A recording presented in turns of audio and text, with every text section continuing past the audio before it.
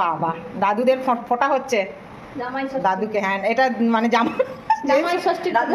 জামাই ষষ্ঠীতে ষষ্ঠীর ফোঁটা দিচ্ছে দাদুকে দুই নাতনি। আচ্ছা মাকে বসেছে। আর চেয়ারে বসার কারণ হচ্ছে বাবা নিচে বসতে পারে না, সেই জন্য চেয়ারে। কি মুশকিল। আর আগে কথা হয়েছে আমার ভাইজির যে আগে নোট বার করো, নোট বেরোলে তবে থাকো, নিরোগ হয়ে সব বেঁচে থাকো, এরকম করে করতে করতে টাকা দিতে থাকো, এরকম করে ষষ্ঠী করো, আনন্দ করে সব এসো, কত ভালো থাকো, সুস্থ থাকো। 5 টাকা হয়ে গেল পাওনা। দাদু সেজে আমি ফোঁটা নিয়েছি, জামাই ষষ্ঠী আমি যা বলছে ভালো। হ্যাঁ রিনি সব বানায়, খালি ঝ্যাট ঝ্যাট করে বানিয়ে দেয়।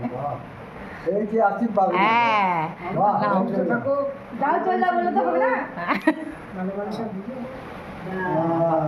দেখি যাও চলে যাও এবার।